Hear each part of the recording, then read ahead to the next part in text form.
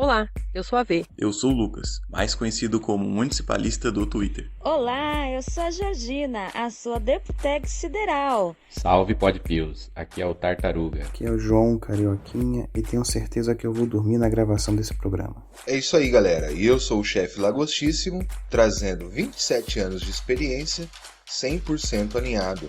Aqui é o JP, João Papaya, tentando ficar sóbrio num país que me faz beber. Olá, aqui é Elizabeth Darcy, Liz Darcy, polêmica e derrubadora de contas do Twitter. Fala pessoal, eu sou John Afonso, o melhor imitador do grupo. É verdade esse bilhete, tá ok?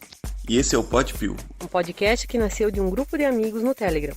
Toda semana rolava um bate-papo sobre política e filosofia, como se estivéssemos no bar. E agora virou podcast pra você. o seu podcast conservador White Pill.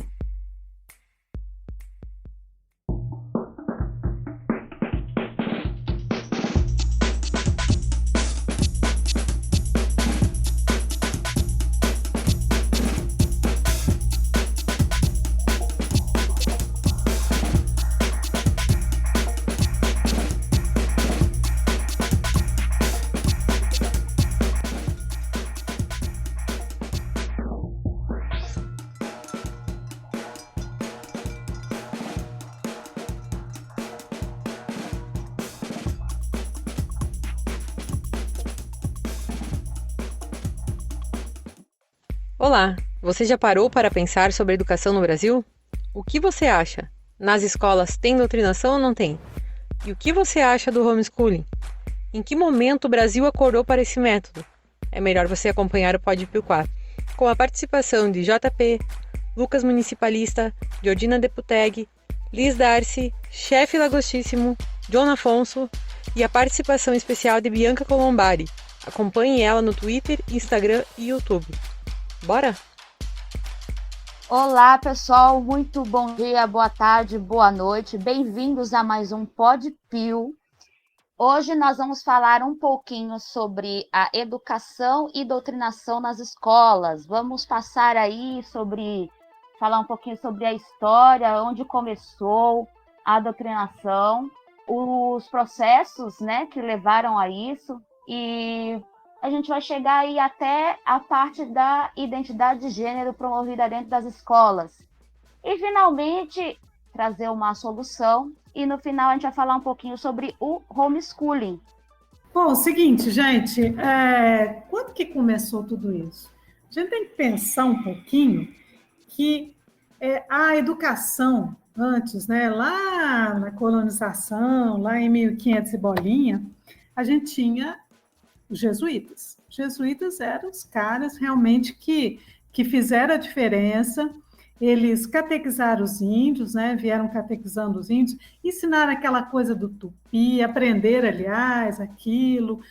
E foi muito bom, porque não só os índios, mas os colonos também aprendiam. Então, havia uma certa inclusão. Mas aí veio, né? Vocês sabem, o tal do Marquês de Pombal. O cara fez uma expulsão dos jesuítas, porque ele não gostava disso. E já tinha aquelas ideias iluministas, né? Essas ideias iluministas, elas já vêm toda fermentadinha, né, gente, para tirar essa questão religiosa, educação religiosa, colocar o homem como centro, né, de tudo. E ele realmente, por expulsar já os jesuítas, em 1750, mais ou menos, aí ele realmente começou uma reforma. E essa reforma, ela começou a profissionalizar, né? Começar a profissionalizar, começar a colocar uma educação mais para a elite, menos para os colonos, e começou essa modificação mesmo, né? Os índios foram menosprezados, foram colocados como alguém que não tivesse tantos direitos à educação. Depois de tudo isso, gente, o que realmente começou a ficar bagunçado na nossa educação? Foi aquelas ideias lá de 1920 com o Anísio Teixeira. O Anísio Teixeira é um educador, o cara realmente já vinha com algumas ideias diferenciadas. Na década de 20, ainda já, no Império, já tinha modificação do que o Marquês de Pombal tinha feito, com uma melhora até na educação, mas com Anísio Teixeira, né, voltar aquelas ideias de colocar o aluno como centro de tudo. E aí vem a escola nova, gente, ela vem lá do John Dewey. John Dewey é um americano que ele já tinha essas ideias também, né, de modificação, de colocar o aluno como centro, de colocar o aluno como cidadão, como modificador dos espaços, como modificador do mundo, né, levando isso para uma extensão, a escola seria uma extensão da comunidade. Aí começou a bagaça toda. Então, nós vamos partir desse ponto em que o aluno ele é mais importante do que o professor. O aluno ele é o centro. O aluno ele tem que estar antenado com todas as coisas. Isso já na década de 20. E foi uma reforma muito grande na educação a partir desta época. E essa questão que era trazer Deus, né, trazer a educação religiosa com valores morais, foi aos poucos diminuindo. Foi colocando de lado como uma matéria, começaram aquela coisa da grade curricular, que não existia. Existia a profissionalização já dos alunos, né, dos professores, dos alunos também, para exercer cargos, né, inclusive no governo, a elite, né, ter cargos também para dominar, mas a pobreza mesmo, ela ficou bem excluída dessa parte, como não era antes. Né? Antes do Marquês de Pombal, havia essa preocupação em educar os colonos. Por que agora não? Porque a educação começou a virar algo para as elites. Deixa eu só fazer um adendo, né, que tem um ponto bem diferencial aí no antes e depois, né, que é aquela parte, né, que a pessoa ela era praticamente, né, adotada por um tutor, né, os pais, as pessoas com grande formação intelectual mandavam seus filhos, né, para serem educados com um tutor. Não existia essa grade curricular, um padrão de ensino. Tinha, assim, as bases, né, aquela que a gente fala, o pessoal fala muito, quadrívio, trívio, mas tinha uma base, a partir daquilo era desenvolvido vários conhecimentos de acordo com a capacidade da pessoa.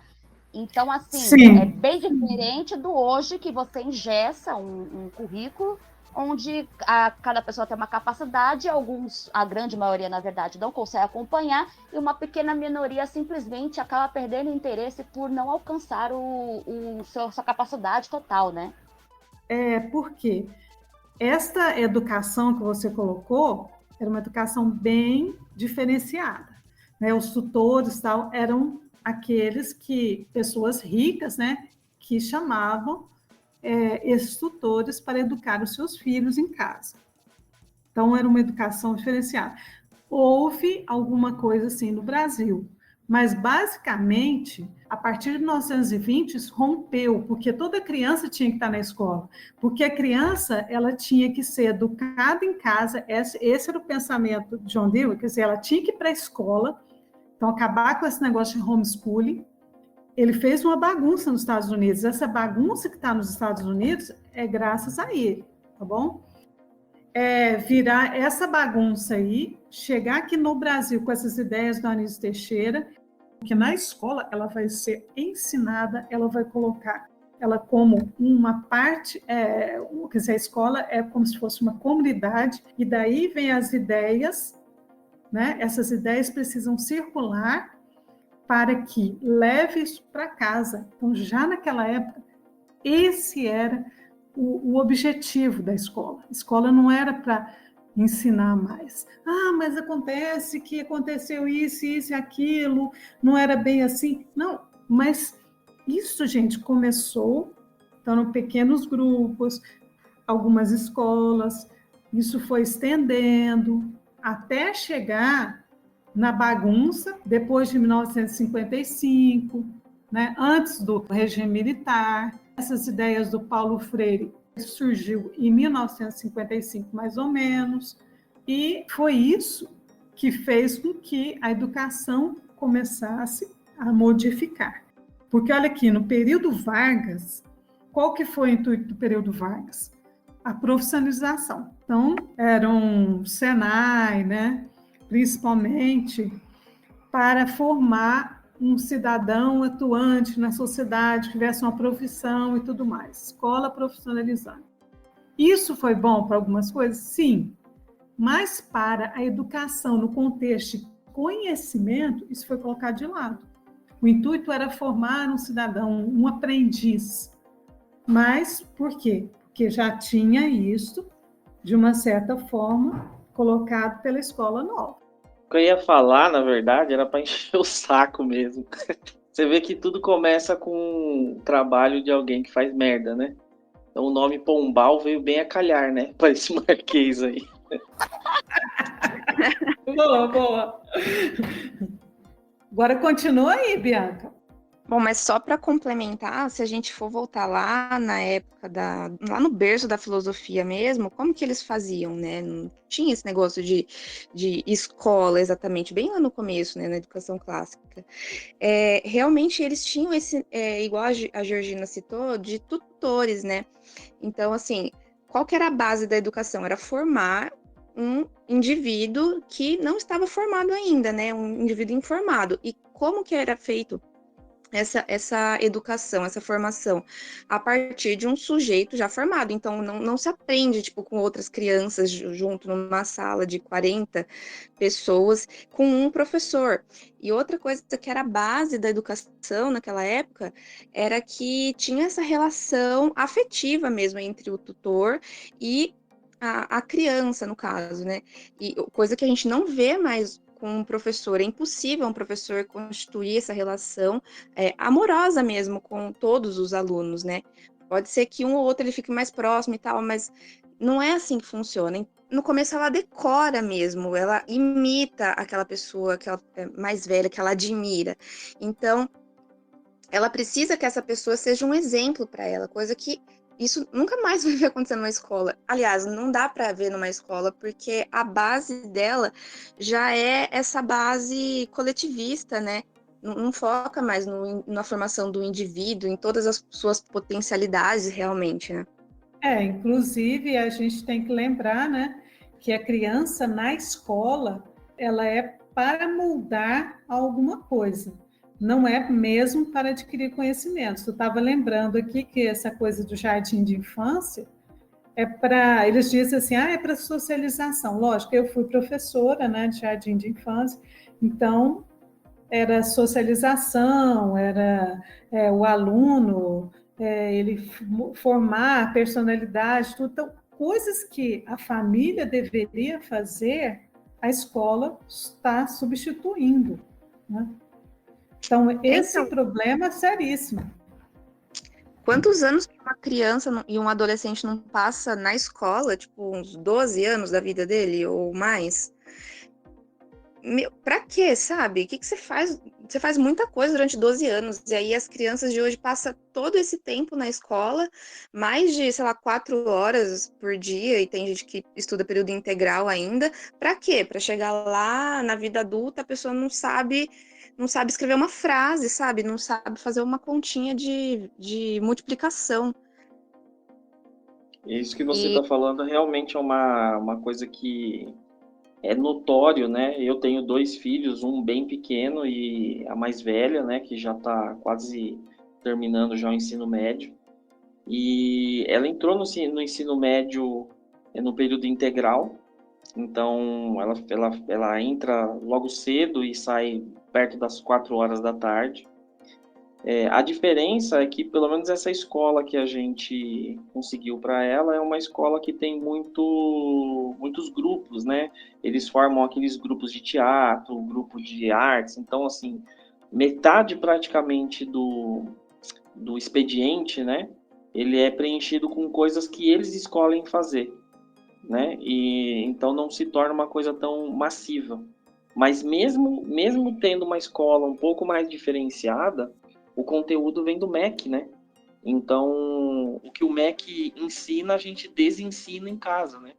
E é engraçado que a gente ajuda a fazer alguns trabalhos de escola e dá aquele bug, né?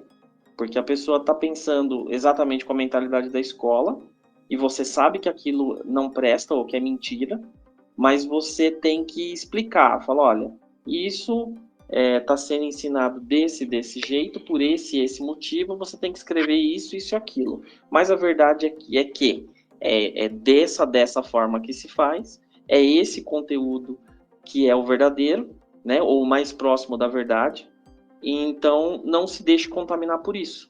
Nem discuta esse tipo, se tiver que debater sobre esse assunto na escola, e você vê que vai ser hostilizada, nem fala, porque é pior, né? Infelizmente, a cultura do cancelamento, ela entrou dentro da cabeça do jovem e até das crianças de uma maneira tão forte, né? Que até as ideias mais não são debatidas na escola, uma coisa que, em tese, deveria ser feita. Já o pequenininho, né, voltando a falar dos meus filhos, o menor, ele fica em casa, ele ainda não tá matriculado em escola. Mas você percebe uma diferença gritante dele que não tá na escola, do filho do vizinho que tá na escola.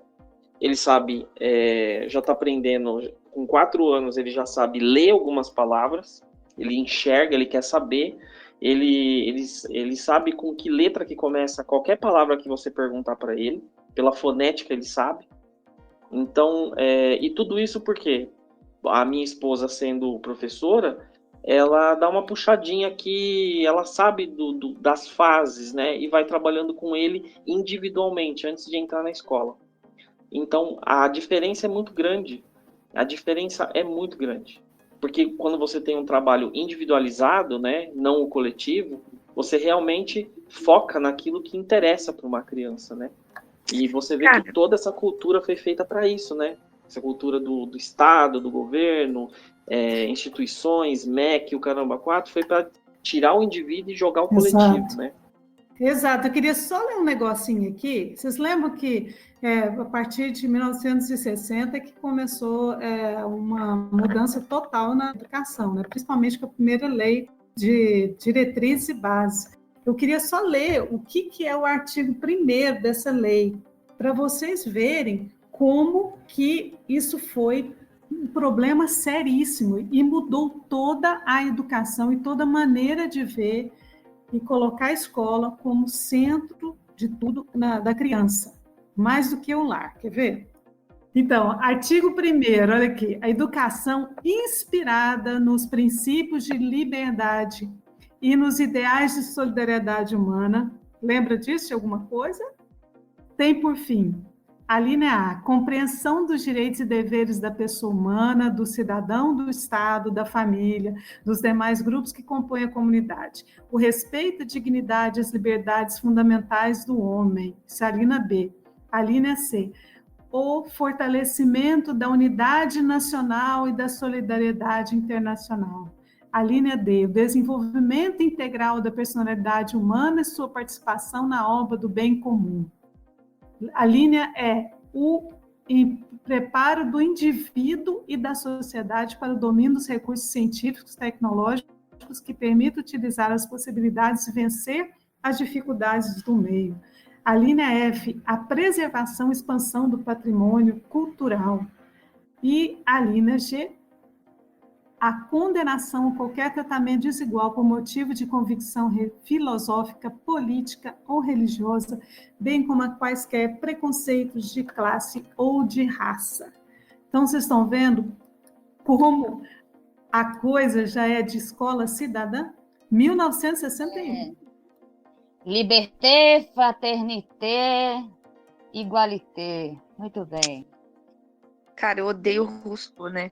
Porque começou tudo com esse negócio de que é a sociedade que corrompe o indivíduo, né? Então, igual você citou lá, né, da história lá do positivismo, que chegou no Brasil com força. Então, em nome da ciência, eles passam a limpar aí a sujeira da sociedade, né? Na vista deles, né? Colocando ali sempre opressores e oprimidos. Então, tudo é em busca desse bem-estar social que alguém imaginou, né? E vale ressaltar também que, por exemplo, a gente fala tanto de doutrinação, mas o que é exatamente doutrinação? É simplesmente passar ensinamentos ou instruir alguém religiosamente. A questão não é exatamente a doutrinação por si.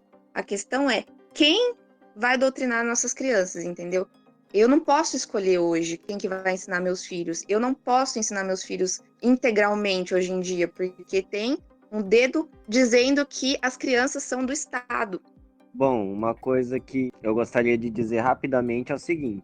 Nessa leitura da Elizabeth, da Darcy, o que a gente percebe? Os caras, eles colocam como objetivo formar um super-homem soviético.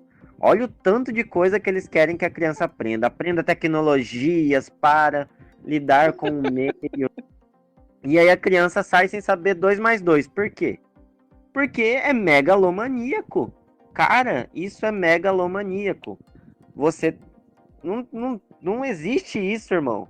Ensina a criança a ler bem, escrever bem, fazer as 4 operações básicas, uma regra de 3... e joga ela numa biblioteca. Eu aposto meu dedo mindinho. Essa criança vai sair em 5 anos com muito mais conhecimento do que se ela ficasse 12 naquele campo de concentração que se chama escola. Mas aí abrir espaço para outro, depois eu falo mais. Só ia falar que eu lembrei de uma música que é Another Brick in the Wall. Na hora que ele falou, na mesma hora me veio a cena, né? Ótima definição. Hey, teacher! Leave the kids alone.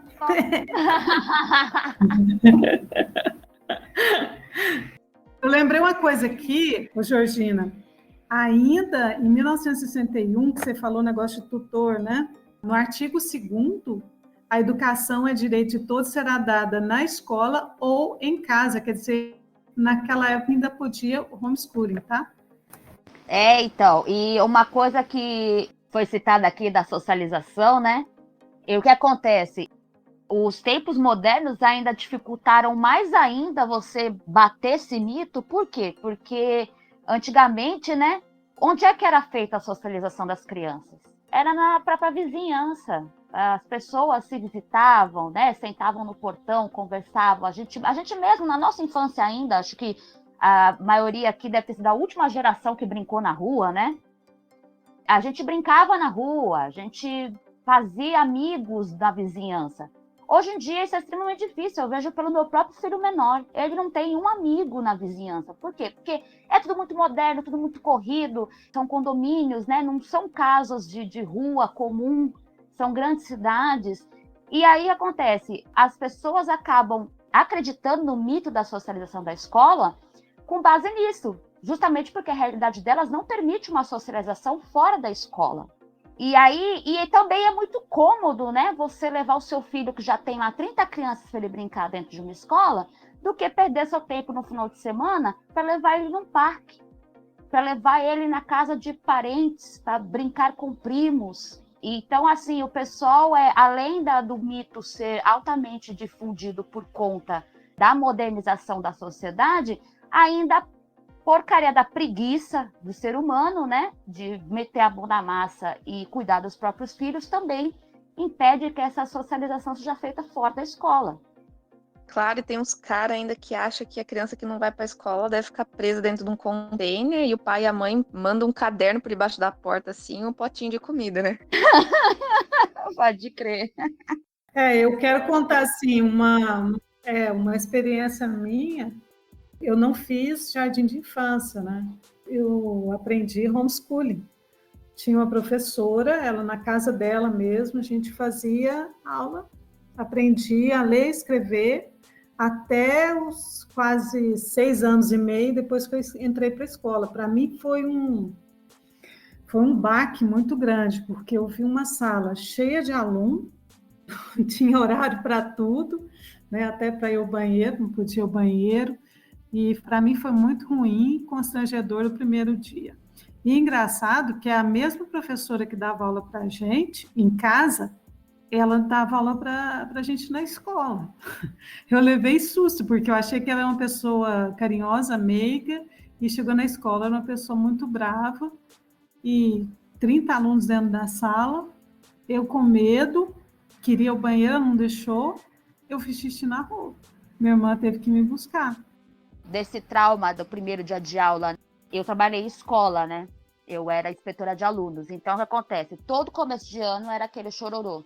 E aí, qual é a desculpa que eles dão que até hoje isso não me desce goela abaixo? Ah, porque é a separação, né, da mãe e do pai, e a criança acha que o pai e a mãe nunca vai voltar. Mentira!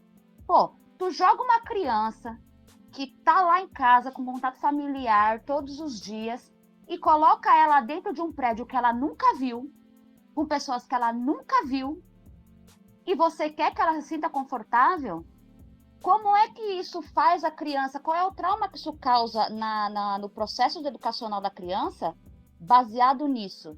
Que ela tá ali, ela simplesmente entende, sabe o que eu acredito que a criança pensa? Ela simplesmente absorve dizendo assim, bom, eu tenho que ficar aqui, eu vou ficar aqui, porque eu sou obrigada. Não é o interesse no aprendizado, o interesse no estudo, ela não vê nada mágico na escola. Ainda sobre o primeiro dia de aula, eu ainda lembro mais ou menos do meu, que na época era o prézinho, que hoje é o primeiro ano, né? Era o pré-2, eu acho. Eu não fiz o pré-1 e muito menos jardim de infância. Eu aprendi a ler em casa também. Inclusive, a grande maioria dos meus colegas também aprenderam a ler em casa. E no segundo ano, né, trazendo agora para anos, no segundo ano, metade da turma praticamente já sabia ler. No terceiro ano já era praticamente obrigatório saber ler, senão não passava. E não é aquela leitura silabada, não. Silábica, né? Silabada é bom. Não é aquela leitura silábica, é a leitura mesmo. No terceiro ano já tinha que saber, senão não passava de ano. Mas assim, como foi o meu primeiro dia na escola? Antes de ir para a escola, eu via meus primos mais velhos indo para a escola e tal, e tendo que ficar várias horas lá. Eu gostava muito de ficar brincando na rua com os amigos, né, com os amiguinhos e com os vizinhos, dentro de casa também, enfim, tinha um terreno enorme lá, eu amava, então, ficar brincando o dia inteiro. E eu sempre pensei, poxa, eu sempre pensava, né, quando eu começar a ir pra escola, eu não vou ter mais todo esse tempo, nessa liberdade. E aí, o primeiro dia eu chorei porque eu percebi que tudo aquilo acabou, né, aquele meme, acabou a mamata, vai chorar. É tipo isso, eu lembro que eu chorei porque eu fiquei muito triste, porque eu não tinha mais aquele tempo livre. E eu aprendi a ler em casa, né? Então, eu estava aprendendo em casa e mesmo assim eu me sentia livre, eu não me sentia aprisionado. E a educação, no ambiente mesmo de escola, eu senti assim, no primeiro dia, eu chorei porque eu me sentia aprisionado, né? Tipo, vou perder todo dia a partir daqui, 4, 5 horas todo dia, né? Que para uma criança, você sabe que quando você é muito novo, o tempo passa mais devagar para você. Então, 4 horas, ainda mais num ambiente estranho, você, principalmente no começo, é uma eternidade. Você fica contando as horas, os minutos para poder voltar para casa, né? Até você se acostumar e tal, mas é assim. Eu esqueci de mencionar, olha só a minha experiência. Eu aprendi a ler e escrever com as minhas irmãs. Isso é praticamente uma tradição na minha família. Entre as irmãs, ou seja, 2, 3 anos de diferença, uma criança é capaz de ensinar a outra a alfabetizar uma outra. E hoje, um professor não dá conta de ensinar uma criança a ler. Por exemplo, eu tenho contato com adolescentes de 14 anos que não sabem ler, gente. E a metade da sala lê daquele jeito, igual o municipalista falou. Método silábico, modo silábico. É ridículo. Vocês sabem que isso aí foi até mais ou menos, por exemplo, no regime militar, ele deu uma brecada, né, naquelas revoluções que estavam acontecendo. Para a educação não foi tão ruim, tá bom? No Brasil. Porque a partir de 1968 começou aquele pessoal a fazer manifestações lá, né, revoluções, tipo uma revolução lá na França, querendo, né, sempre na França, né, gente? Sempre querendo mudar porque estava insatisfeito. E aí essa coisa toda estava vindo para o Brasil. Com o golpe lá em 1964 dos militares, isso para a educação foi positivo, porque aí brecou um pouquinho, sabe? Porque o Paulo Freire já estava começando lá naquela, né, com os trabalhadores, né, os peões e tudo mais, e com o período do regime militar, brecou. Nós tivemos aí uma melhora na educação nesse sentido. Era uma coisa meio positivista, mas ainda existia ensino religioso, tudo, era mais respeito, disciplina, tal. Ainda não foi ruim, foi de todo ruim, não, tá? Mas depois de 1985 é que isso tudo começou. Os alunos sabiam escrever, sabiam ler, redigiam bem. Foi uma geração assim que teve uma educação boa, né? No regime militar, mesmo sendo tecnicista, mesmo sendo uma educação, vamos dizer assim, positivista, mas os alunos sabiam ler e escrever. E norma culta. Depois de 1985, aí vieram todas essas revoluções, né, na educação, trazendo o tal da Maria Montessori, Emília Ferreiro, esqueci, acho que é Ferreiro, né? Com o método construtivista, e o Paulo Freire.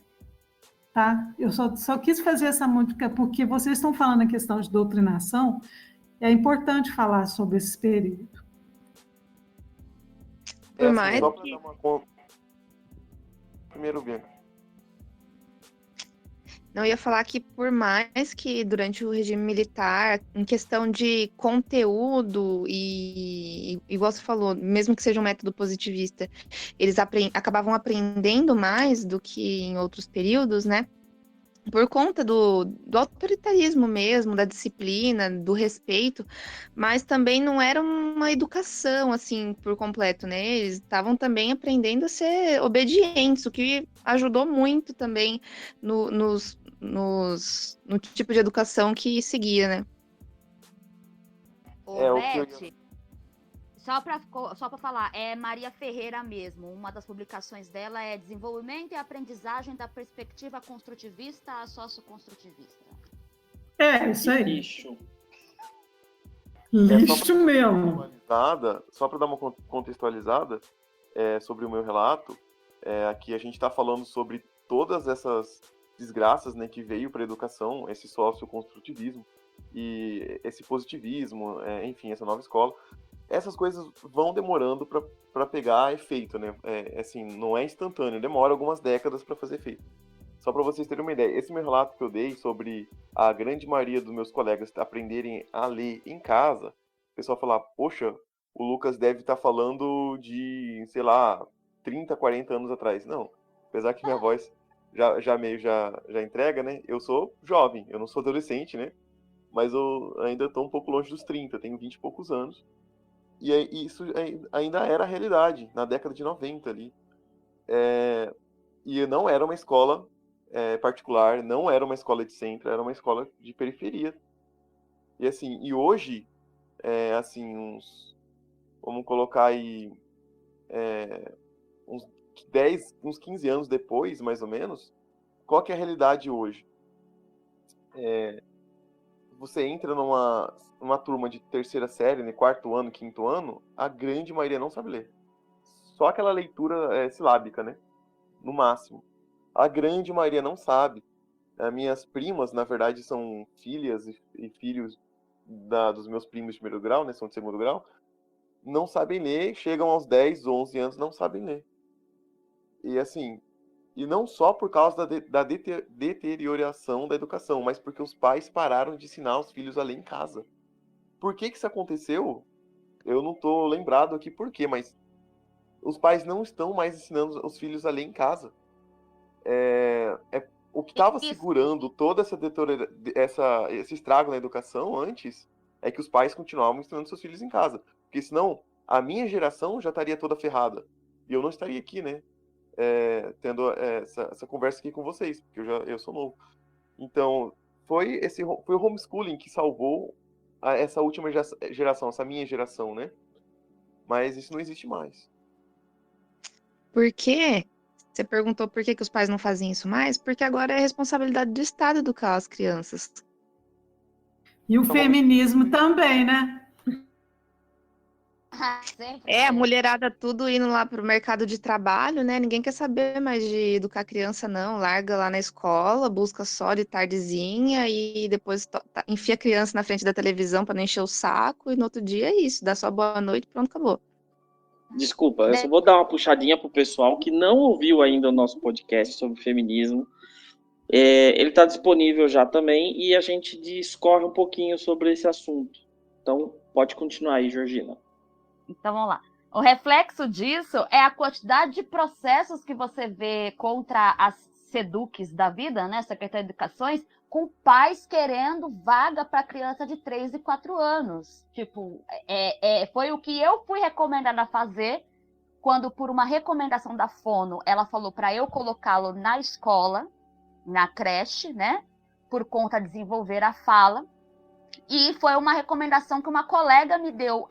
Processa a Secretaria de Educação da cidade para você conseguir a vaga, porque não tem. Isso aí está acontecendo mesmo. Porque muitas crianças, inclusive, não estão na escola e a educação, o pessoal do Conselho Tutelar tem que ir praticamente obrigado a ser acionado. A escola, né, aciona, ou então qualquer outra pessoa pode acionar e começa todo esse problema, né? Quer dizer, as famílias não têm mais o direito de educar os filhos, as famílias não têm mais o direito de cuidar das crianças. Porque, como a Bianca já tinha colocado, eles colocaram que o Estado é o dono da criança. Ele não é mais propriedade da família, vamos dizer assim.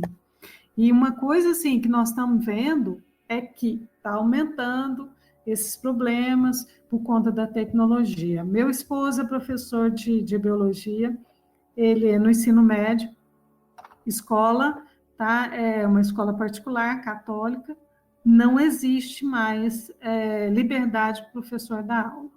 Não existe mais nada que o professor possa fazer para estimular aluno, porque vem tudo pronto, gente. Está tudo pronto. Qualquer pessoa pode pegar um método lá, por exemplo, um professor, né, que é uma rede, professor lá do Nordeste tem que dar a mesma aula que um professor de Minas Gerais, né, da rede também dá a mesma aula. Qualquer pessoa pode pegar o material e os alunos não precisam mais do professor como mediador, como aquele cara que vai trazer o conhecimento, que vai trazer o conteúdo. Acabou isso. Agora, quanto mais você lacrar, melhor.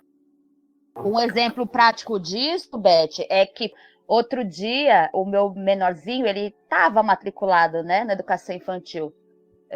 Eu pretendo tirar ele da escola e aplicar o homeschooling, que já a gente vai falar um pouquinho para vocês. Eu peguei uma atividade do meu filho pequeno, que nessa época de coisa da China lá, né, todo mundo em casa, e aí eu simplesmente joguei no Google, era festa junina, atividades 4 anos, festa junina. A primeira página da busca de imagens, eu encontrei todas as atividades da semana do meu filho. Todas, sem exceção. Ou seja, o professor não tem nem mais o trabalho de preparar a aula. Ele simplesmente joga na internet e pega qualquer coisa. Ô Bianca, e qual é a sua opinião a respeito desse ensino apostilado que está sendo proposto já há pelo menos uma década? O que você acha sobre isso? Eu acho uma bosta. Não, mas sinceramente... Não, mas esse ensino apostilado, né, igual a Darcy falou, é muito ruim, porque não deixa espaço para criatividade, para autonomia, para a criança se inspirar realmente naquela pessoa que está passando conhecimento ali. Não tem realmente uma construção, não tem uma formação de verdade. Tem coisas jogadas que a criança precisa decorar. Lógico que a decorar e memorizar faz parte, em certo momento ali, né, da aprendizagem da criança, mas não é só isso, sabe? Fica faltando o que tem de mais bonito dentro da educação, que é essa parte afetiva mesmo, de querer buscar o conhecimento, e até mesmo do adulto, né, o tutor, seja o pai ou o professor, de customizar esse aprendizado para aquela criança, né? Por exemplo, essa parte da apostila tá demais para essa criança, vamos voltar um pouquinho aqui, ou tá menos do que essa criança pode alcançar, vamos colocar outra coisa. Não, a criança que já tá super bem, ela tem que, mesmo assim, fazer o mesmo exercício do que aquela criança que tá super atrasada, sabe? Isso é completamente... Nossa, eu não tenho palavras, é uma bosta. É contraditório, né, Bianca? Porque um dos princípios que eles tanto destacam no socioconstrutivismo é essa liberdade da criança desenvolver a partir do próprio meio de pesquisa, o próprio método de pesquisa, ele alcança, né? Pode alcançar um nível aí estratosférico. É totalmente o contrário, né? A criança fica engessada, a que tem menos capacidade não consegue acompanhar, quem tem mais capacidade acaba ficando entediada. E aí nós temos aí esse resultado maravilhoso no Brasil, como sendo entre 60 e 70 a posição no PISA, né? Mas por quê, né? Lacração demais. Dentro de escola, a doutrinação é enorme. Vocês veem, o professor, ele tem que correr para dar matéria, né? Quando o cara dá matéria. Por quê? Porque aí tem um monte de prova, tem o Enem, tem vestibular, tem o PIAS, né? Que é o seriado, e o professor tem que correr para atender tudo isso. Isso com material apostolado. Tem que passar o troço assim, empurrado mesmo, o aluno tem que ser empurrado. Fora a doutrinação dentro de sala de aula. Isso aí, gente, tá demais. Parece que o professor já chega e pensa assim, né, do curso de licenciatura, ele já chega com aquela carga toda, né, aquela vontade de, eu vou despejar porque eu sou revolucionário, porque isso, porque o Marx. Dentro do curso de licenciatura, o professor do curso, ele já bombardeia o aluno já terminou o curso, ele quer fazer o mesmo pelos alunos dele, exatamente o mesmo.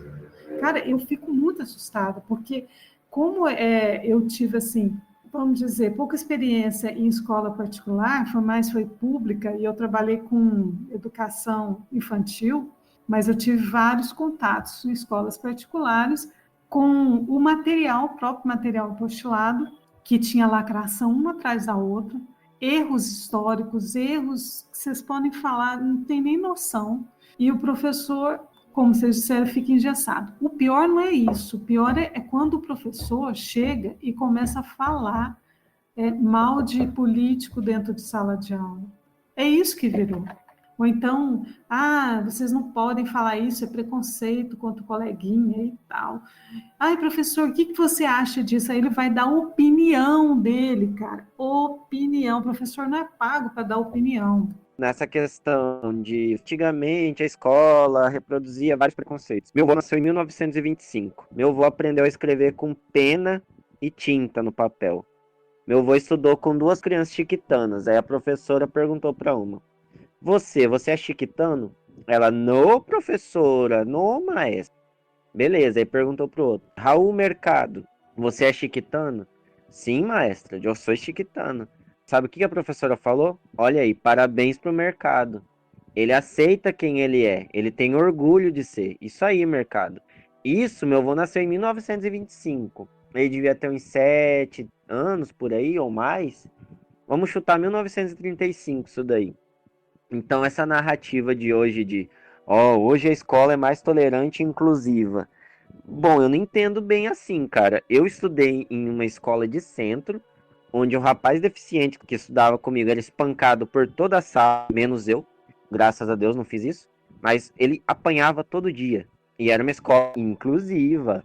Nessa escola tinha um monte de gente reprovada, marginalzinho mesmo, estudando com crianças pequenas. Então já sabe, menina que tentaram puxar para dentro de banheiro, que foi salva. Então, além do perigo dessa doutrinação que a gente não tem controle sobre ela, ainda tem a questão da criança estar exposta a perigos físicos, de sofrer uma série de violências, né? Porque hoje em dia, não. Na mídia, o pai, ele é um monstro, ele bate na mãe, ele molesta os filhos, mas na escola ele tá seguro. E só para levantar mais uma, a política do cancelamento e escolas começou com Hitler, né? Porque não vamos nos esquecer, as crianças nazistas aprendiam a caguetar os pais na escola. Então, tipo assim, mano, olha o que é isso, caguetar os pais. E vê se hoje não tem criança que cagueta os pais. Se levar uma chineladinha, uma só. E outra coisa, a questão das escolas particulares, a maior arma para incentivar a doutrinação em escola particular é o Enem. Simples assim. Se você controla o Enem, você controla o que todas as escolas particulares vão ensinar. Ou seja, a escola particular, para sobreviver, ela usa muita propaganda do Enem. E para fazer alguém passar no Enem, eles fazem toda essa baixaria aí. Bom, uma coisa eu concordo com a galera da desconstrução na escola. Prova não prova nada. Tanto é que as escolas particulares conseguem fazer um bando de analfabeto funcional passar no Enem com 900. Então, prova não prova nada. Ô, John, só para complementar aí o que você falou, se nós formos aí recorrer à literatura, né? Nós novamente chegamos aí a 1984, onde as crianças eram aplaudidas por entregar os próprios pais como futuros policiais do pensamento, né? Essa merda virou documentário agora, né? Sério? Não, eu tô falando que era pra ser ficção, né? 1984, mas virou documentário. Ah, entendi. Pior que é verdade. Pior que é? É uma das maiores verdades desse século, né? Que até por isso foi instituído essa elite que lê e a elite que não lê, né? A elite que não lê vai pro Big Brother. E a elite que lê acaba fazendo toda essa desgraça em cima da cabeça das pessoas, né? E aquele pequenininho grupo que vai ler lá um Dom Casmurro consegue pegar um livro que nem o do George Orwell e ler, nem que demore 4 meses para ler o livro, mas consegue ler ainda, né? Pega esse povo de agora e empurra aí, por exemplo, uma literatura pop para ser lida. Nem literatura pop que tenha um pouquinho mais de vocabulário é possível esse pessoal conseguir assimilar. Espera sair o filme. Como diz o ditado de agora, né? Quando o texto é muito grande, a gente espera o filme sair, né? Mude o texto. Eu já vi gente dizendo que o 1984 era uma crítica contra o capitalismo. A Tabata Amaral. Eu já ouvi isso daí também, gente. Chocada.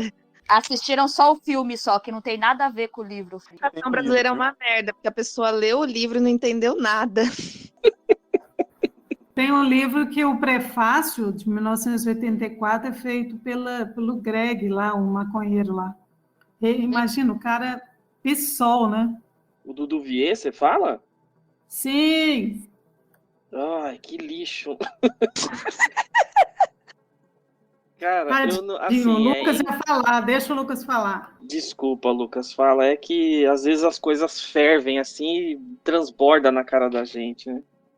Eu já tinha encerrado, mas assim, uma outra parte que a gente pode falar é como que acontece essa doutrinação nas escolas que levam, além da falência da educação. É claro que ajuda muito o processo de você doutrinar as pessoas, né? Mas como que acontece essa doutrinação e para que ela serve, né?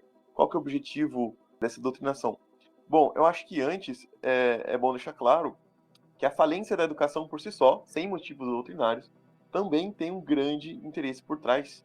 Porque se você tem uma população pobre, uma população mal educada vai, obviamente, se transformar numa população pobre.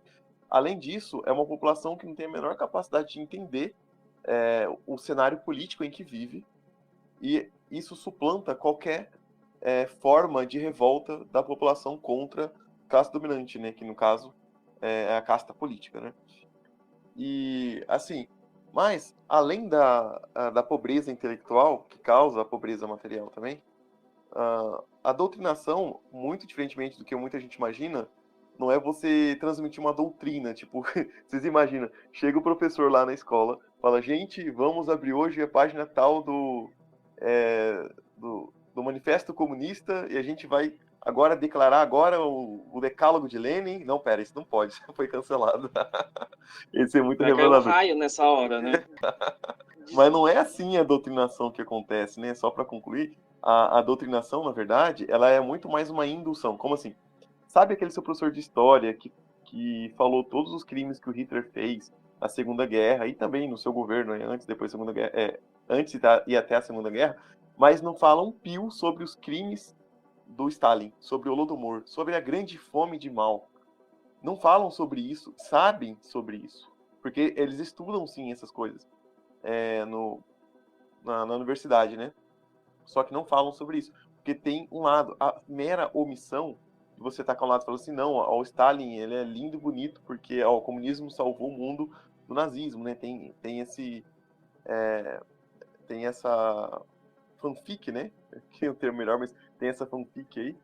Então, só que, além disso, também tem muitas, assim, falsificações pontuais. Por exemplo, uma das mais famosas é a crise de 29, provou para o mundo que o capitalismo, sem ser guiado pelo Estado, ou seja, o laissez-faire, né, o deixe passar, o livre mercado, ele não funciona e tal.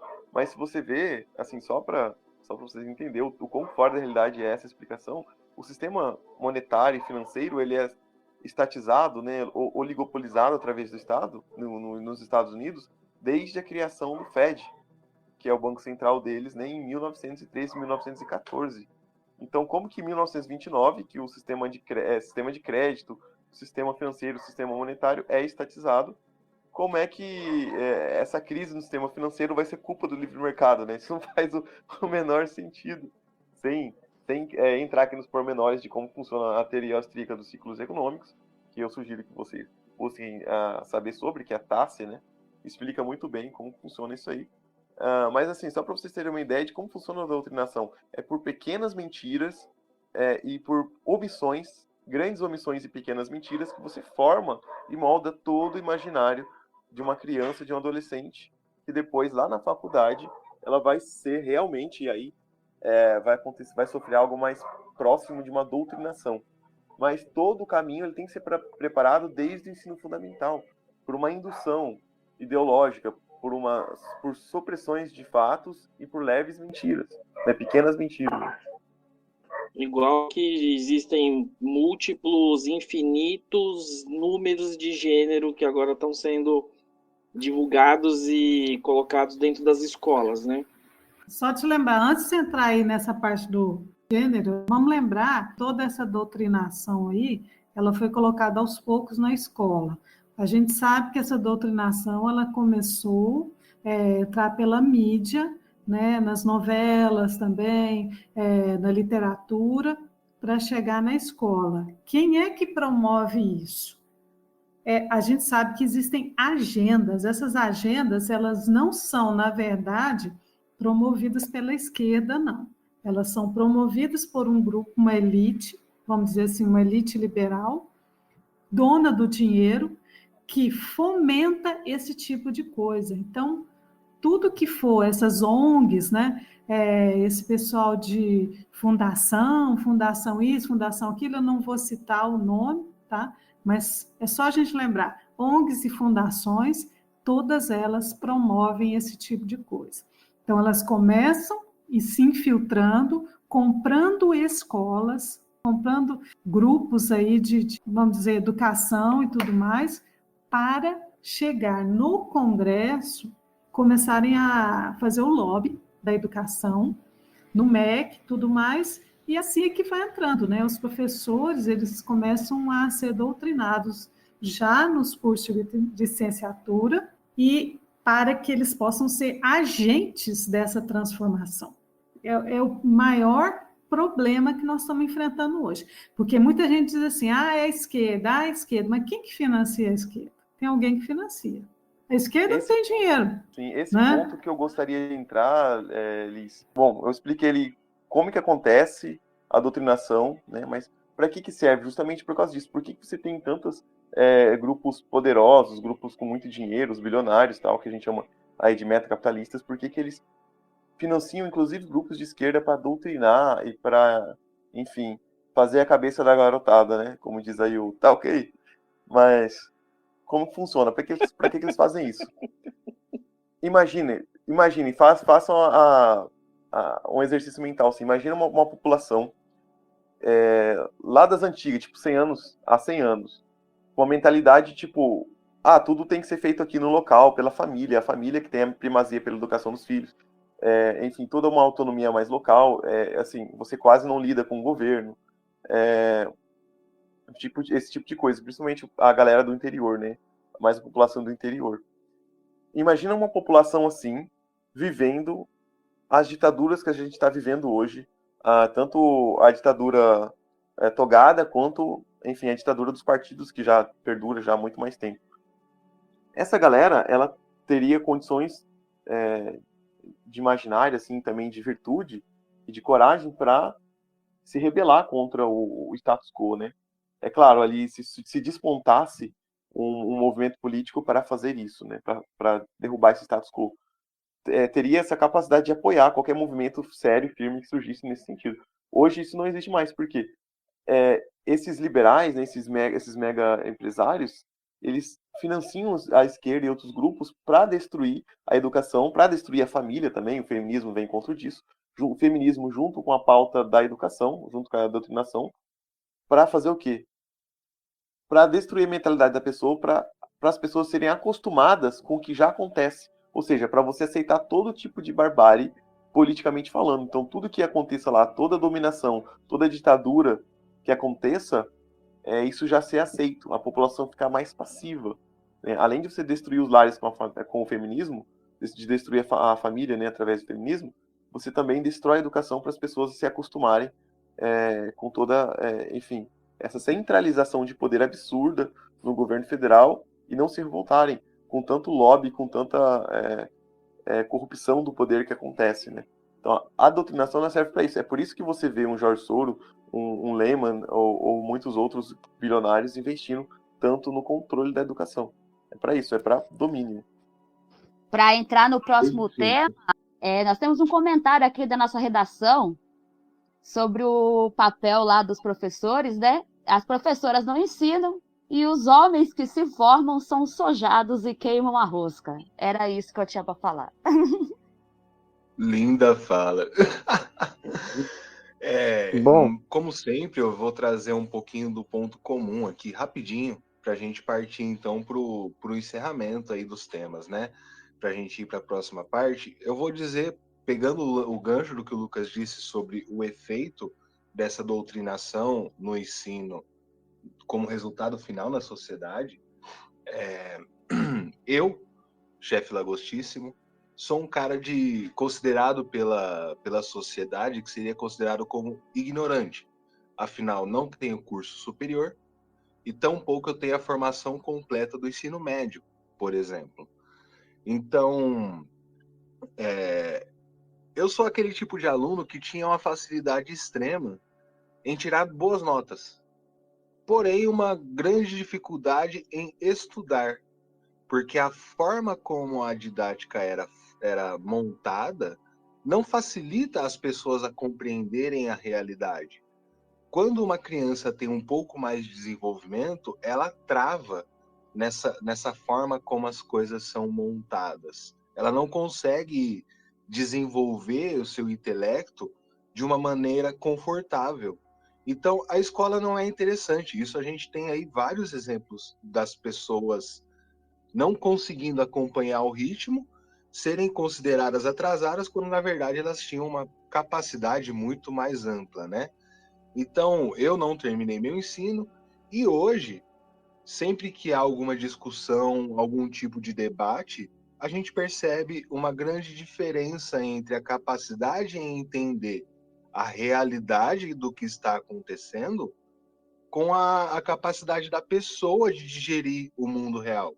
Ou seja, eu, sem formação, consigo entender os problemas que estão postos à nossa frente e pessoas que têm um amplo estudo, que leram livros e mais livros, não compreenderam nem mesmo o que está escrito nos livros, para trazer aquilo para a sua vida real e trazer algum benefício.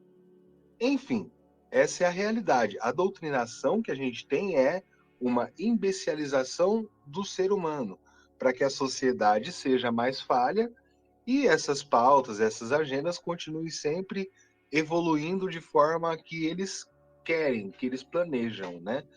E hoje a gente tem aí um direcionamento de tudo isso para essas pautas identitárias, né, de gênero e tudo mais.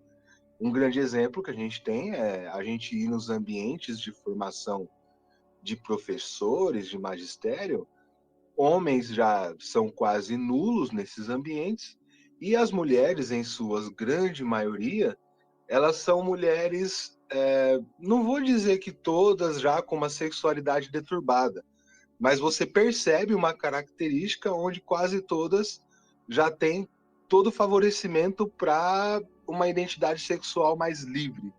E isso é o que vai nos mostrar o futuro que a gente tem aí na educação. E aí, eu acho que o nosso grande JP tem bastante assunto para falar sobre isso. Nem tanto, mestre. Não gostaria de ter esse conhecimento, não. Mas olha, é complicado, viu? A gente nota nos materiais, né, pelo menos que eu recebo dos meus filhos, que ainda não chegou para eles com força total essa questão de gênero, né? Gênero em que sentido? Na fala, na escrita, né?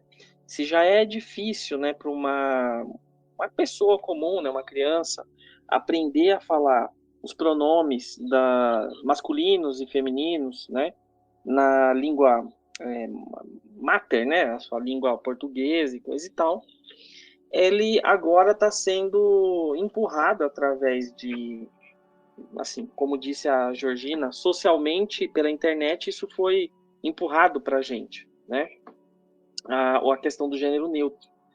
E mesmo o gênero neutro, ele tem múltiplas variações, né?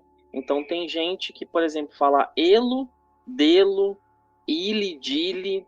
Tem gente que substitui a palavra, o que seria o masculino e o feminino, por x. Então fica... Putz, é horrível falar, parece um retardado, né? Às vezes por i, né? Então o Mussum ia se sentir em casa, né? O Mussum ia... Nossa, gênero neutro para ele ia ser professor. Porque as pessoas estão... É o fundador do gênero. O cara era um visionário, rapaz. E é engraçado que eles vão fazer o quê mais pra frente? Eles vão pegar todos os livros que foram publicados até hoje e falar que o latim tá errado? Porque, um exemplo bem pequeno, né? Se você for falar, por exemplo, o que mais o pessoal tira sarro, que é a questão do todos, né, como gênero neutro para definir o coletivo de um agrupamento de pessoas, né, uma totalidade de pessoas.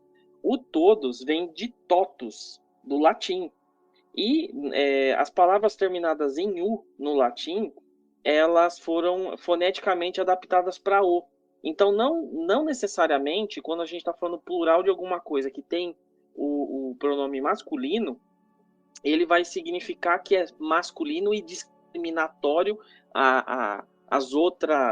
os outros gêneros fictícios e doentios da cabeça dessas pessoas, né? Então... Olha a falta do latim aí, né? Exatamente. Você vê que... Por que não ensinam mais o latim? A origem das nossas palavras, né? 90% delas vem do latim. Por isso que nós somos latinos. A origem da nossa fala, né? Tanto o português de Portugal quanto a maioria dos idiomas vieram do latim, vieram do grego. Então, muitas palavras que perderam o significado hoje em dia é justamente porque ninguém busca mais a etimologia da palavra. E para quem não sabe o que é etimologia, porque pode ter alguém que não saiba, né? E às vezes não é nem por culpa disso, a etimologia é a origem de cada palavra, da onde veio cada palavra, de que idioma que surgiu. Então, a etimologia é uma coisa que não se ensina mais na escola. A turma não usa mais dicionário, por exemplo, né? Era muito comum. Eu já sou mais coroa, então a gente levava gramática e dicionário para a escola, na aula de português, e ficava em cima da mesa. Então a gente lia livros clássicos e aí, vocês não entenderam qualquer palavra? Pega no dicionário. Vamos entender o que é essa palavra. Vamos entender por que Pedro deriva de pedra e a origem da palavra, o significado dela, a construção dela, as derivações dela. Isso não é mais ensinado. Hoje eles falam que a criança tem que aprender sozinha.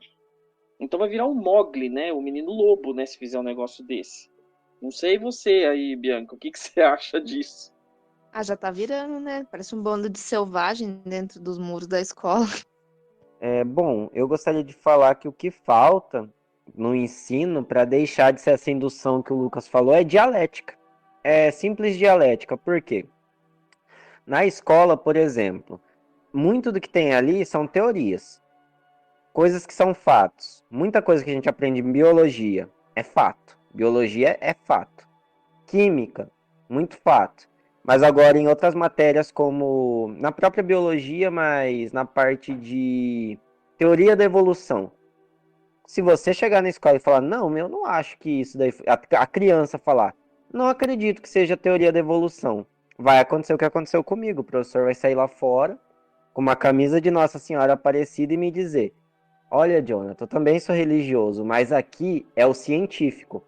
Como se uma teoria que tem mais furo que uma peneira fosse a realidade, porque é isso que você passa para a criança. Essa aqui é a realidade. Entende? Quando o professor fizesse o mero exercício de colocar em atrito o criacionismo e o evolucionismo, a criança chegaria à conclusão. E provavelmente ela tenderia a parte do criacionismo, porque a maioria das crianças tem alguma experiência com o religioso. E assim são muitas outras coisas. Que essa indução, esse é o perigo. Porque se tivesse essa dialética, a criança, ela ia crescendo e aquele atrito, e é daí que sai a verdade, né? A verdade sai da dialética. E isso seria uma educação. Mas eu cheguei, cara, a ler na matéria de psicologia da educação o seguinte: a professora me deu um artigo que vocês não adivinham qual que é a única referência do artigo. Um artigo sobre educação e psicologia, né? Educação. Paulo Freire.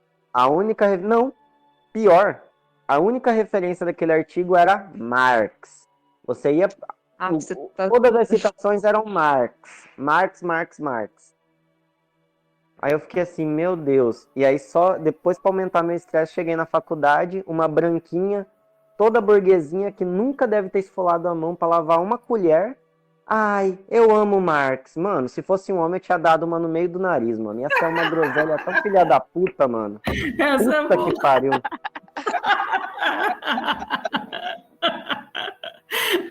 Ai, isso aí mesmo. Maldita lei da palmada, né, gente? Ai. John, você tá falando aí sobre como não tem essa dialética, né? Que seria a tal da escola sem partido. Você coloca todas as teorias concorrentes, né? Design inteligente versus teoria da evolução e tal. Aí a pessoa fala assim, não, mas para quem tá nos ouvindo, quem é um ateuzinho, né? Vai estar falando, não, mas a teoria da evolução super científica, já tem todos os fósseis, os intermediários encontrados, esse tipo de coisa. A discussão, os furos da teoria da evolução, não é sobre, inclusive sobre o pessoal adepto da teoria do design inteligente, as críticas à evolução, não é sobre se ocorreu ou não evolução das espécies. A discussão não é essa. Você não sabe nem o que é discussão. A discussão é sobre se essa evolução ela aconteceu autônoma, ou seja, naturalmente, ou se foi Deus que foi, ao longo do tempo, modificando as espécies. Né? Enfim, só para vocês terem uma ideia, antes da descoberta da genética, antes da descoberta do DNA, inclusive o próprio Darwin, ele falava assim, está no livro dele lá da Origem das Espécies, isso lá no final, se for descoberto que as células são complexas demais para as células, né, o conteúdo das células forem complexos demais, e daí que veio a ideia da complexidade redutiva, do design inteligente. Então, tudo que eu disse aqui sobre a evolução das espécies seria falso, porque tudo isso depende que as células possam se modificar, e os organismos possam se modificar de maneira assim que eles consigam ser sobrevivíveis, né? Ali a seleção natural. Porque se for muito difícil, a mutação dos seres for muito difícil e a grande maioria das mutações ser prejudicial, a evolução das espécies ela se torna completamente inviável. O próprio Darwin reconhecia isso. Inclusive, quando aconteceu de descobrirem o DNA, muitos ateus na época se converteram ao teísmo, né, ao cristianismo também, obviamente, por descobrir, por ver que a célula, o DNA é tão complexo que é estatisticamente impossível que os seres, ao longo da evolução, ganhem complexidade. É claro que o contrário é completamente possível, né, pelas leis da estatística. Um lobo virar um cachorro, ninguém está discutindo isso. Mas, assim, um peixe virar um réptil, depois um mamífero, Isso é estatisticamente impossível, é matematicamente impossível. Inclusive, existem tratados matemáticos, não só um, né? Vários tratados matemáticos, falando sobre a impossibilidade estatística da evolução. Inclusive, quando eu tinha 15 anos, eu vivia no Facebook, lá na Ateia, refutando o ateu, provando a existência de Deus, justamente usando a teoria da evolução. Mas, assim, quando que você vai ver essas teorias e todo esse conhecimento que não é ensinado nas escolas, se você não tiver o homeschooling, né? Isso é completamente impossível. E eu passei para a galera falar sobre essa coisa que é essencial, não só para a educação, mas para a família como um todo, que é o homeschooling. Vou pegar o seu gancho aí e falar que a pandemia fez um grande favor aí para o homeschooling, né? Tem gente que fala que não, porque fala, nossa, é muito difícil ensinar os filhos em casa, né? Mas os pais, minimamente preocupados com a educação dos seus filhos, perceberam que a educação nas escolas é uma completa farsa, né? Perceberam que os professores simplesmente fingem que ensinam, fica lá de enrolação a maior parte do tempo, né? Sei lá, se a aula dele é de 1 hora, fica metade dessa aula só perguntando como que fulano tá, não sei o que, blá, blá, blá, blá, blá.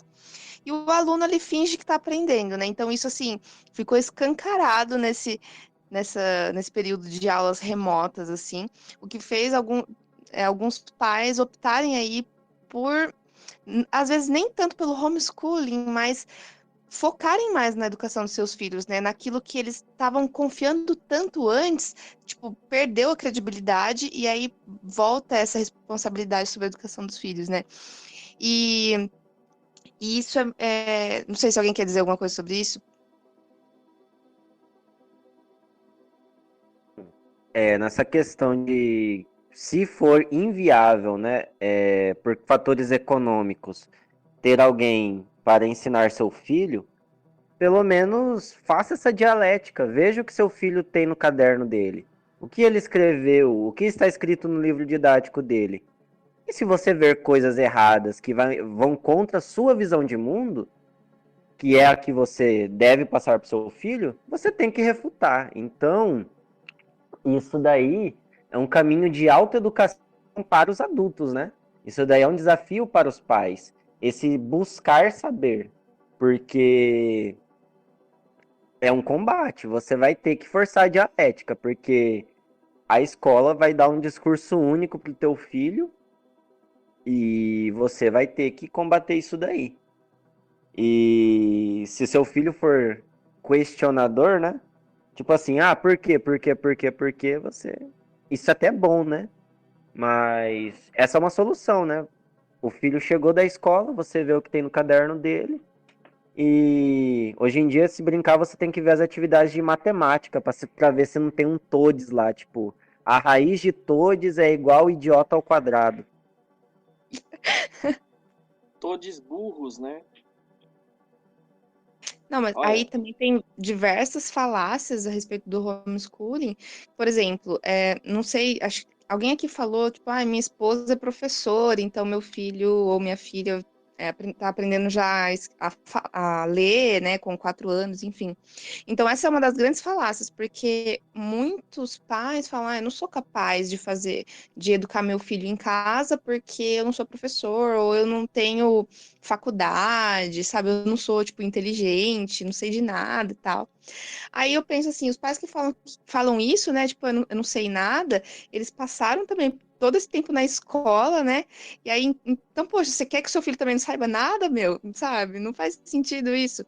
Então, é importante trazer essa responsabilidade da educação dos filhos de volta para os pais, e mesmo que a pessoa não seja, nossa, né, professor, não tenha aí uma formação pedagógica, mas eu acredito que os pais, eles têm, tipo, essa magia mesmo, sabe? É uma coisa mágica, intuitivo, é instinto ensinar seus filhos, sabe? É uma coisa que vai naturalmente, porque os filhos, eles têm muita curiosidade, as crianças têm muita curiosidade, eles vão perguntar por quê, e hoje a tecnologia está em nosso favor, né? Se você não sabe alguma coisa, você pesquisa junto com a sua criança, isso é muito bom tanto para os pais quanto para os filhos, fortalece o vínculo, né? Ele vai aprender com quem ele eles mais admiram.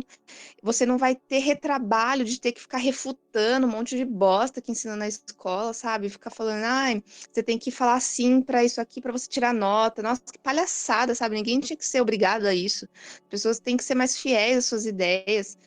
E realmente se deixar doutrinar por aqueles que realmente têm esse dever, sabe? Porque realmente o pai e a mãe tem esse papel de doutrinar mesmo, instruir alguém para formar alguém nesse sentido, né? Não deixar esse papel para uma outra pessoa porque vai fazer merda, porque ele não se importa com seu filho tanto quanto você se importa, né? Os pais se importam.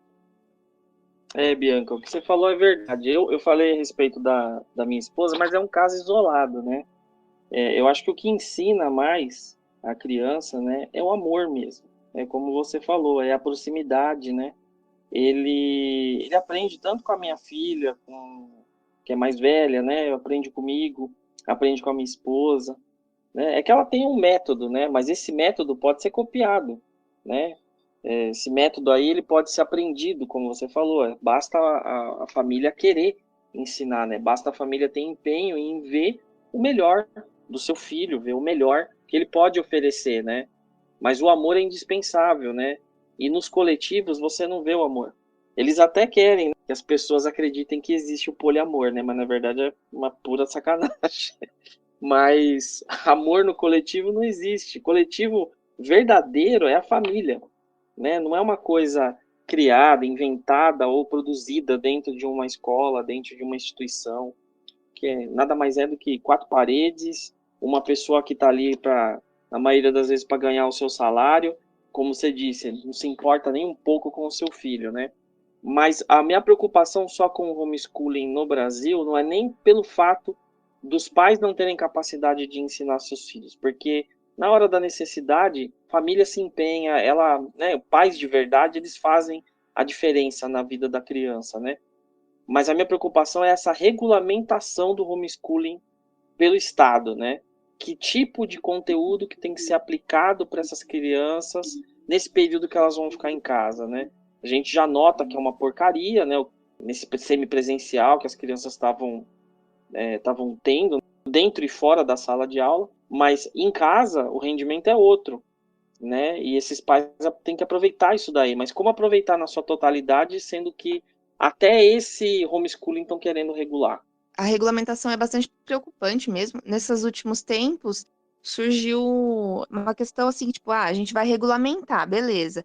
Só que um dos pais tem que ter ensino superior, nenhum deles pode ter passagem criminal, e também os pais têm que mandar uma pastinha com todas as atividades que foram desenvolvidas, ou seja, teria que cumprir toda a cartilha do MEC da mesma forma, então isso é extremamente preocupante. Eu acho que é exatamente isso que os pais homeschoolers estão querendo fugir tanto, sabe? Então não faz muito sentido ter que fazer, tipo, vai ficar igual a escola, a aula remota que foi na pandemia, entendeu? É a mesma bosta, não é isso que a gente quer, sabe? Bianca, só complementando, também vai ser, dentro dessa regulamentação, eles querem colocar uma visita aleatória de um conselheiro tutelar para confirmar como está sendo feito esse tipo de ensino. Então, assim, além de tudo, você fica, entre aspas, disposto a receber um agente do Estado a qualquer momento dentro da sua casa. Se os conselheiros visitassem as escolas, né, eles iam ver que o negócio é feio lá, porque não sei se vocês já entraram numa escola, nesse ano. Meu, é só xingamento, é criança se agarrando no meio da aula, é professor gritando com elas o tempo inteiro, metade da sala se cortando, né, querendo cometer suicídio. Então, assim, qual que é o sentido? E para que cobrar tanto dos pais homeschoolers de serem formados na faculdade, não sei o que, não terem passagem na polícia e tal, mas os pais da escola não estão nem aí, entendeu? Eles realmente não estão nem aí para os pais da escola. E os pais da escola, boa parte deles também tá preso, né? Muita gente aí. Então, passagem na polícia, qual que é o problema, né? E o conselheiro tutelar, ele tem formação? Ou ele é eleito aleatoriamente? Ele é eleito, né? Exatamente, Então, exatamente. Outra boa pergunta. E uma dica aí pro pessoal, resgatando um pouquinho daquela parte, né, do pessoal que acha que não tem capacidade, que a Bianca falou e tal. Gente, é simples. Você sabe ler e escrever? Então você consegue ensinar uma criança a ler e escrever. Porque nós temos que lembrar que antigamente não existia, por exemplo, escola de formação profissional. Como é que as crianças aprendiam o ofício? Aprendiam o ofício dos pais. E os pais ensinavam, os avós ensinavam os pais, que ensinavam os filhos, e o ofício era passado assim de geração em geração. Daí nós temos aquela tradição familiar, né? De famílias, hoje em dia, né, mais nos liberais, né? Advogados, médicos, porque é dessa tradição que veio isso, passar de pai para filho. Com o ler e escrever, educação domiciliar, não é diferente. Você vai passar aí o teu conhecimento que você de ler e escrever, e a capacidade do seu filho vai guiar ele até aonde ele consegue desenvolver tudo isso. Basta você dar as bases. Praticamente a base, você falou tudo, praticamente a base do homeschooling é a leitura, né? Muitos pais utilizam esse método mais clássico, que é a introdução dos livros clássicos, e ler com eles, né, dependendo da idade, e fazer resumo, lê, faz resumo, discute. Se você simplesmente fazer isso, seu filho vai sair muito mais na frente, no sentido assim, intelectual, de desenvolvimento, como um ser humano por completo, assim, né? Do que mais da metade, sei lá, 80% das crianças que vão no ensino formal na escola, né? Tem outra questão também que foi falada aqui, tipo, não tem tempo para ensinar meu filho, né? Tipo, uma horinha depois do meu trabalho, vou lá dar uma olhada nos cadernos dele, tal, perguntar. Isso é legal, mas assim, tem vários autores aí que falam do homeschooling, que eu não vou lembrar de cabeça agora, tem uma Susan, alguma coisa, mas depois eu posso passar para vocês, que o homeschooling ele é tão efetivo que você não precisa deixar a criança 4 horas estudando na sua casa. Geralmente, por exemplo, minha filha de 7 anos, se eu ficar com ela continuamente 40 minutos dando atenção para o ensino dela, já é suficiente para aquele dia, entendeu? Porque o resto das atividades do dia, ela aprende o tempo inteiro, entendeu? Ela aprende comigo na hora de cozinhar, ela aprende comigo na hora de me ajudar com qualquer coisa. A criança está aprendendo o tempo inteiro. E dificilmente, talvez mais ali perto da adolescência, precise de um pouquinho mais de horas de estudo, assim, mas nada que vá passar, 4 horas por dia. Isso é um absurdo, ninguém aguenta ficar 4 horas estudando. 6 adultos conseguem ficar 4 horas ouvindo um cara falar assim, nossa, super legal, interessante e tal. Não. Não, o pessoal agora acho que vai começar a repensar, porque a gente já está mais de 1 hora falando aqui. Vamos ver se o pessoal vai aguentar ouvir o nosso podcast até o final. Bem colocado. Tem uma coisa, eu acho que eu queria fechar aqui só para encerrar com chave de ouro. Aí, então, Lucas. Que assim, as coisas têm que ser ditas com o peso que elas de fato têm. A educação atual, educação estatal, governamental, ela é nada menos do que um crime contra a população brasileira. É um crime. Se você for ver, fizeram aí, já tem uns 5 ou mais anos, não lembro direito, mas já tem alguns anos aí, fizeram uma pesquisa para saber o nível de leitura da galera formada em direito. Não é graduando, não é formando. A galera que tem diploma na mão em direito em 4 universidades do Distrito Federal, não é do Piauí, né? Não é do estado do Nordeste, não é do Acre. Assim, e 50%, 50 e pouquinhos por cento não sabia entender o que estava lendo. Pessoal formado. A população em geral, pegando o recorte da população em geral, eu não lembro direito o número certinho, mas fica entre 70% e 80% de analfabetismo funcional, ali dos adultos, né? É um nível elevadíssimo. Assim, se você for pegar quem consegue entender não apenas 70%. O que está lendo objetivamente, mas conseguir pegar nuances, como uma ironia, as figuras de linguagem, metalinguagem, essas coisas, menos de 10%. Quem realmente tem uma leitura plena é menos de 10%. Então, esse é o resultado da educação brasileira. E isso é nada menos do que criminoso, isso é hediondo. E querem continuar proibindo a educação domiciliar, homeschooling, sendo que está cometendo crime com as crianças na escola. Isso é inconcebível. Além de que, se você tem uma educação regulamentada pelo Estado, seja essa educação nas escolas, ou seja, o homeschooling regulamentado, você tem políticos educando o seu eleitorado. Não existe democracia só por esse motivo. Se o político consegue direcionar o voto do seu eleitor, se quem está com a máquina na mão consegue direcionar o voto de quem está aprendendo, não existe democracia, né? E o pessoal pode pensar assim, não, mas não faz muita diferença. Faz, porque no ensino médio a galera já começa a votar, sem contar quem tá na faculdade. Se você controla essa máquina, você controla quem vai votar e quem vai te reeleger. Então só por causa disso já não tem democracia, sem contar os outros inúmeros motivos, né, que a gente não tem democracia no Brasil. Então, além da educação ser criminosa, hedionda, e querem continuar proibindo a educação domiciliar, você tem esse problema da doutrinação para se manter no poder, para os políticos se manterem no poder, né? E também isso fica de aviso para a galera falar que quer aceitar, não. Deixa eles regulamentar a educação em casa, pelo menos vou ensinar meu filho em casa. Isso é um absurdo. Você vai ter que ensinar o que o MEC decidir, o que os políticos decidirem, você vai ter que ser o algoz do seu filho, vai ter que ensinar um monte de merda, um monte de cagada para seus filhos. Não faz nenhum sentido. É você que tem que dominar a educação dos seus filhos. E, enfim, essa era a mensagem, é pesada. Eu sei que geralmente a gente não sobe o tom nas nossas conversas, mas como esse tema é um tema muito essencial, né? E o que o Getúlio Vargas fez com a gente, né? Fez com o Brasil, porque toda essa merda ela veio principalmente do Estado Novo, da ditadura fascista, que essa foi realmente, de fato, fascista. Exato. Ele era um admirador do Hitler, Mussolini, copiou a Carta del Lavoro, né, que estabeleceu a CLT no Brasil.